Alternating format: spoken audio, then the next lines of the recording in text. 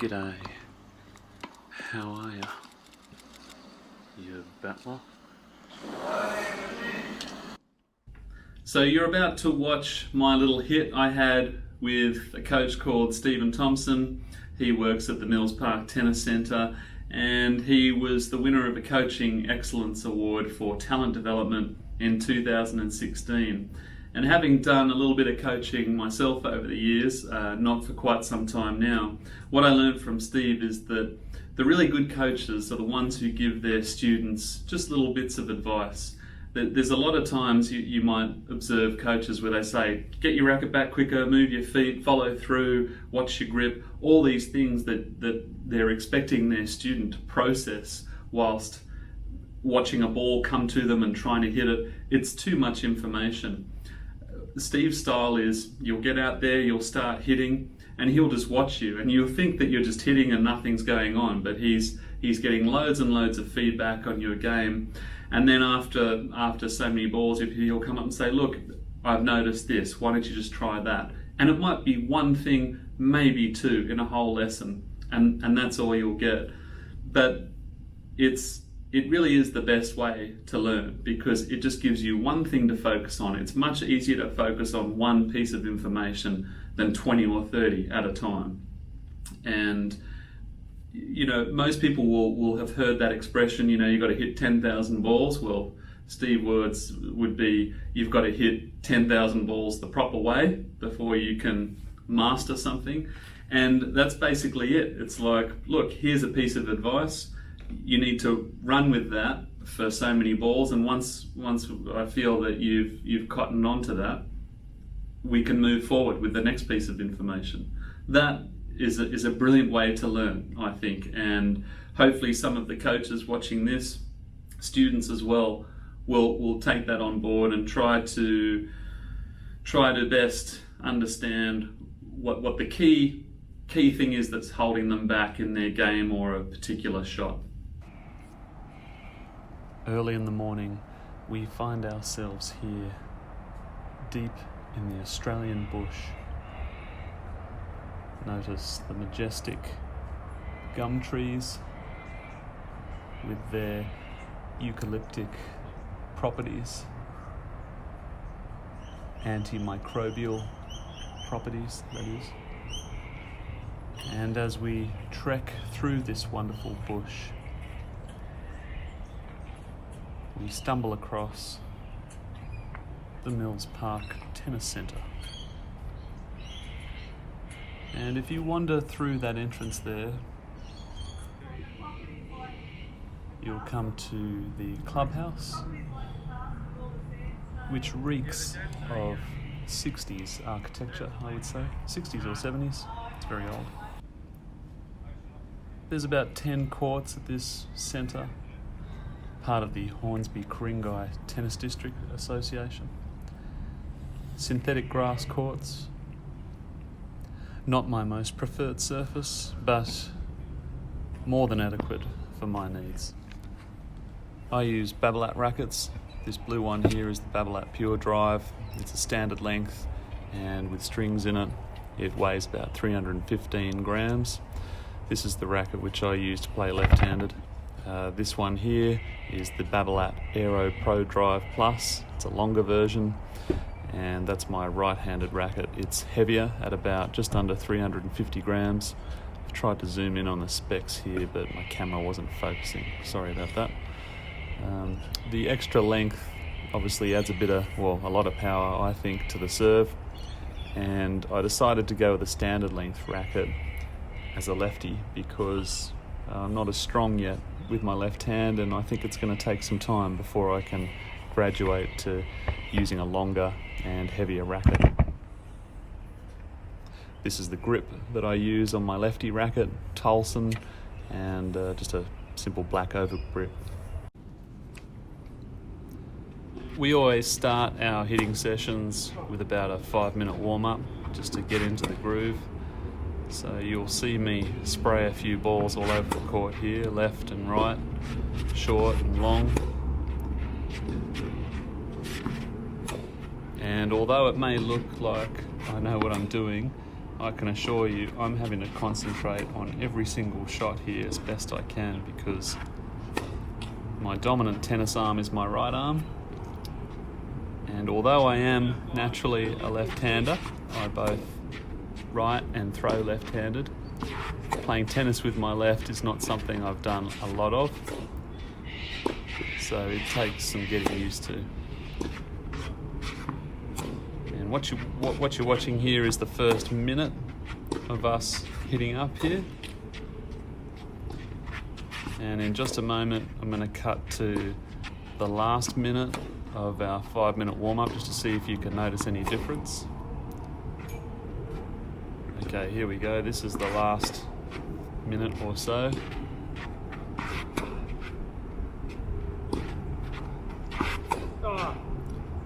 And that was a clear shank.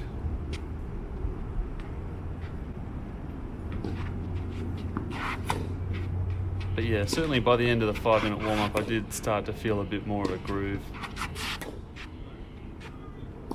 Clearly my forehand is better than my backhand. Backhand just requires a lot more strength through the forearm. As you strike the ball, you need to be firm in the way you hold your racket.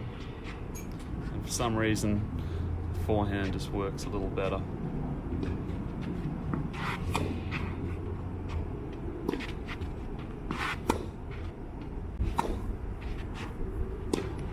So in this video, when I was hitting with Steve, you might notice that some of the backhands I was hitting were ending up quite short, and that was because I was playing with a more Western backhand grip. And when you play with that grip, it allows you to impart more topspin.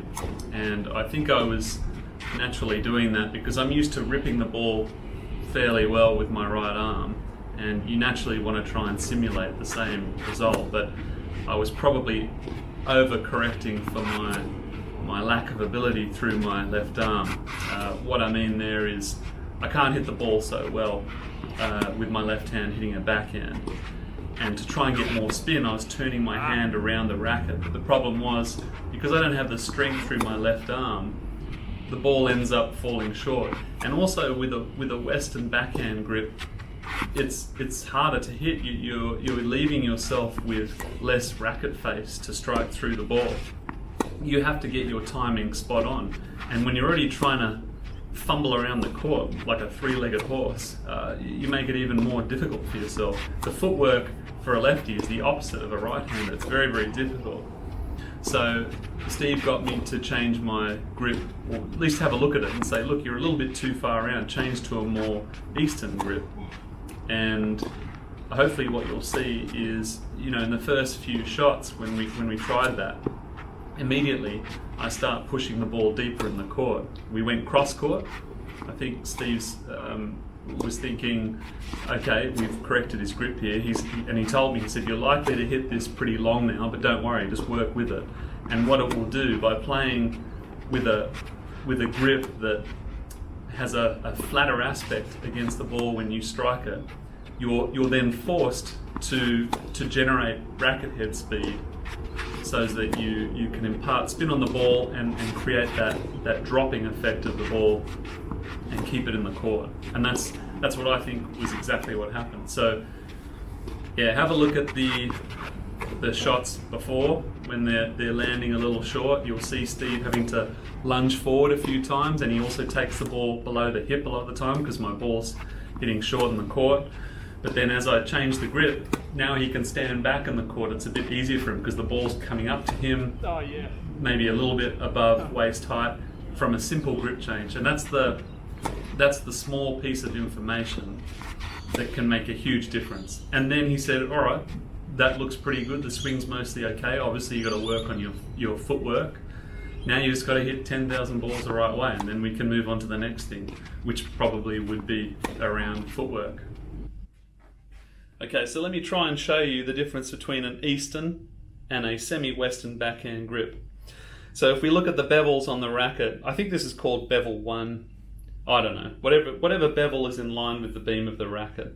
An Eastern backhand grip is where your hand is kind of diagonally opposed across the grip of the racket, but the reference point is your first knuckle. That should be on top of bevel 1. Okay. Now you could have your racket, your playing hand like this, or you could have it like that. That's two very, very different grips. This is like Harley Davidson bike handle grip. This is like Gustavo Kuerten. You know, he'd be up there going like the whole time, like really ripping it. But he's Guga. He's special.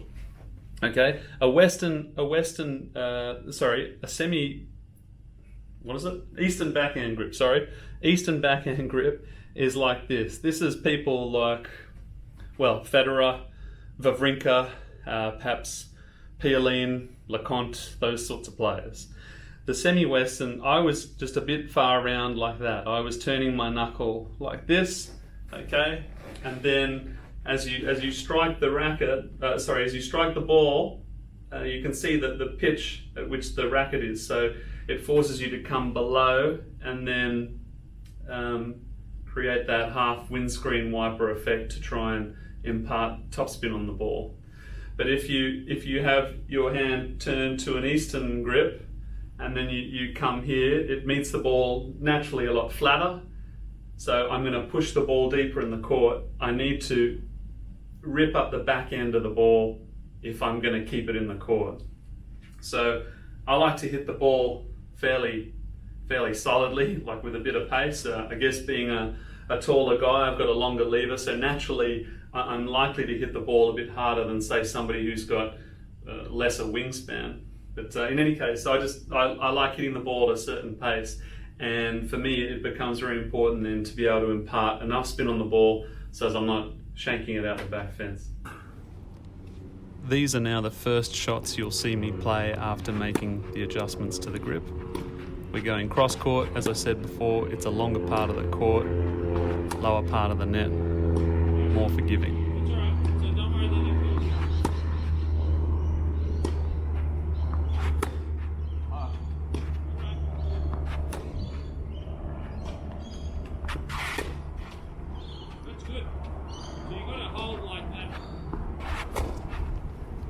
And hopefully what you'll notice is that the majority of these shots now are landing at a much deeper aspect in the court. They've also got a better flight path, higher over the net, and the shape of the ball looks a bit better. This grip is forcing me to increase my racket head speed as I make contact with the ball to impart more topspin and just have it drop in just before the baseline. Then this is about the last couple of minutes before we then went on to do some serves. And by this stage, my hand was getting pretty tired. It starts to ache, just doing the same shot over and over again with your hand staying in that one grip so as you don't forget it. You get this ache through your hand and need to shake it off every now and then. But by this stage I was nice and warm, and although I was still spraying a few, I think it was noticeably better than when I began.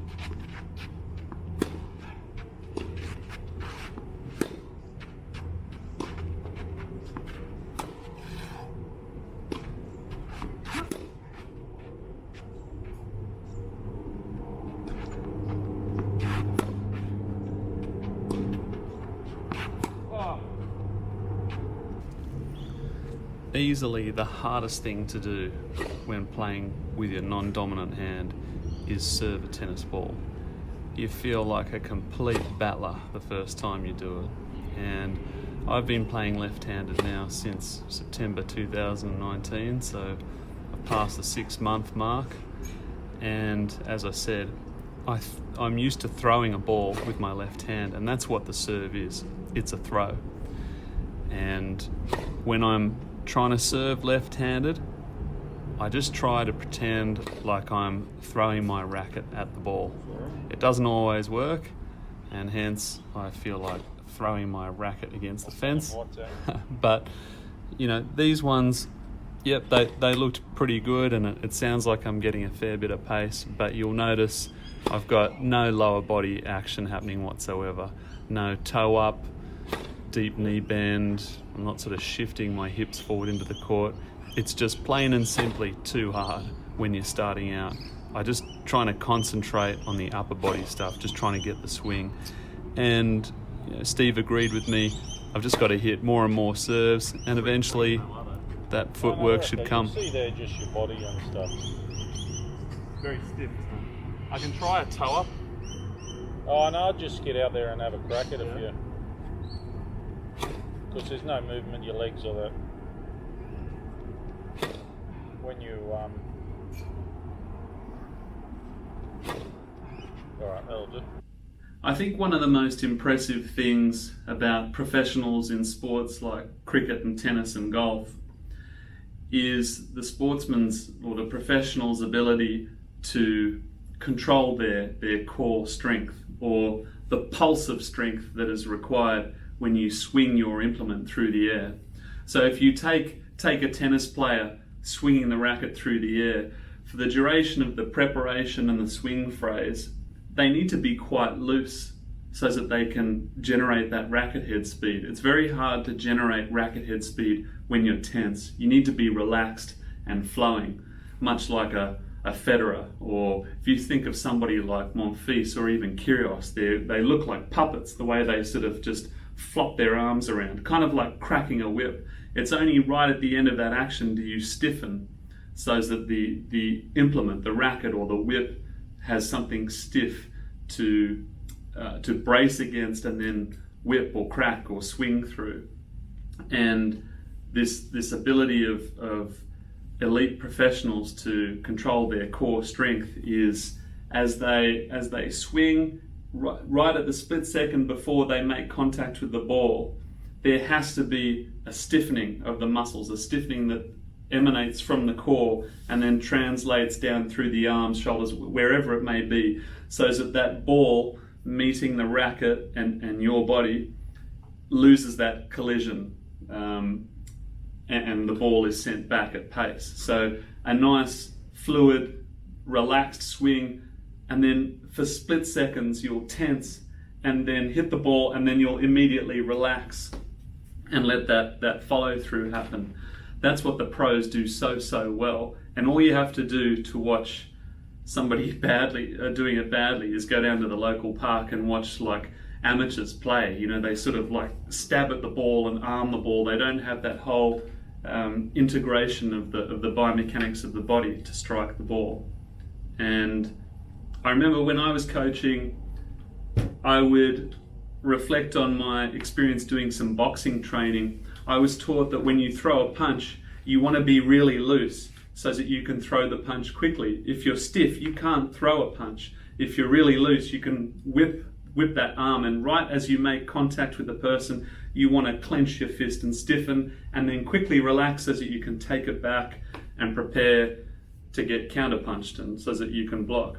And tennis is very much the same. It's very similar to boxing. There's a lot of skipping and dancing around the court, and you need to twist and shift your hips so that you can get into that position, whip your arm through, tense, relax, and then hit an amazing shot.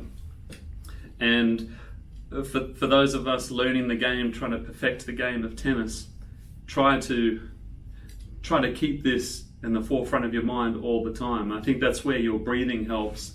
As you strike the ball, breathe out, and as your opponent strikes the ball, breathe in, so that you're ready to breathe out when you hit again. All these little tidbits of information kind of help us reach that relaxed, free-flowing state when playing a game like tennis, cricket or golf. Thanks for watching, everyone. please subscribe to my channel, give this video a like, and hit that notification bell so that you're alerted each time I upload something new. Subscribe to my channel.